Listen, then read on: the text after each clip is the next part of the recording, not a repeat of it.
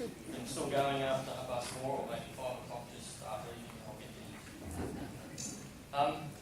As with the talk this morning, the abstract for this one is on page 10 in your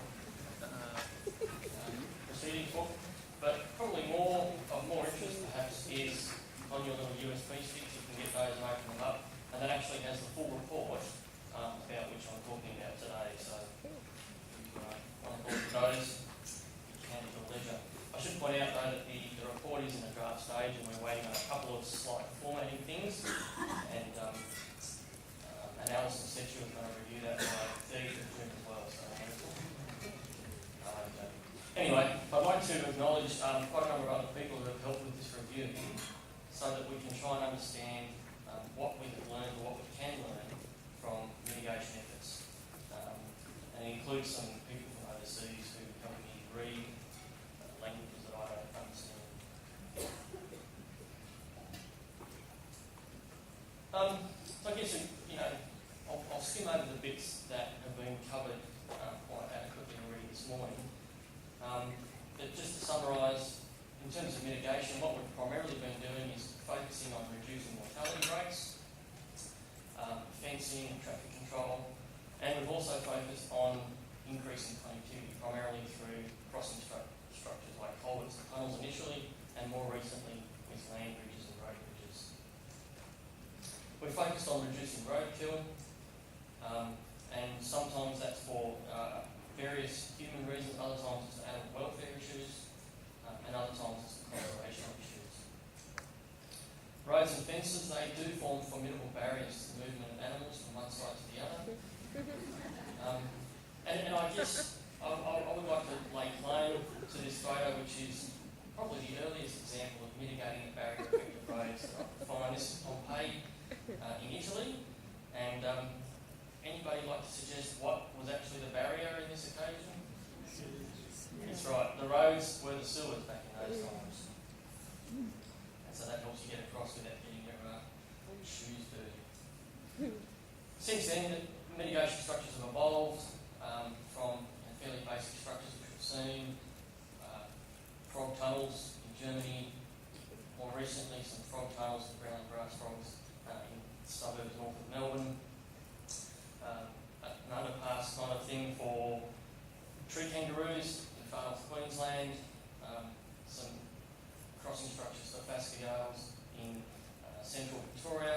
In this case, there's a bit of a mismatch between what the engineers were planning. The drainage canals are actually the three pipes. Crossing structures are one underwater. I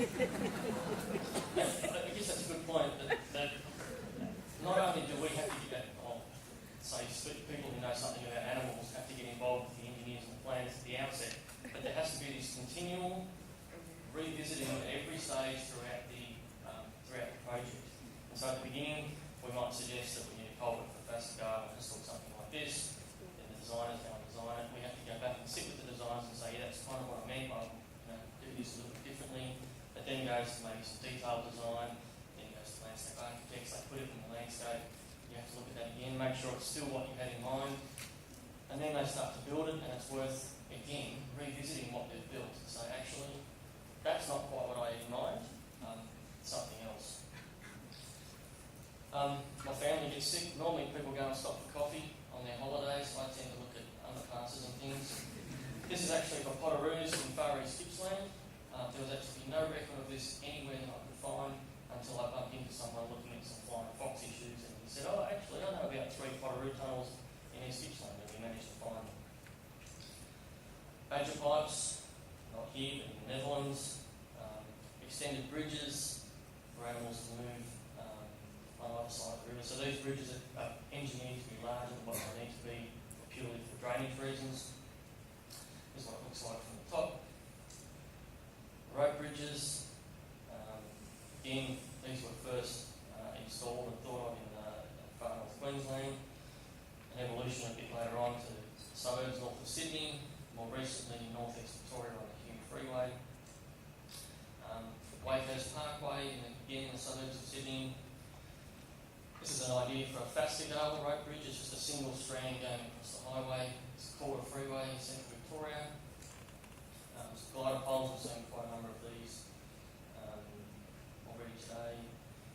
More recently, land bridges have been becoming more part of what we do. This is a land bridge in the Netherlands, another one there. And I guess I like this one because I don't know what the situation is and why there's basically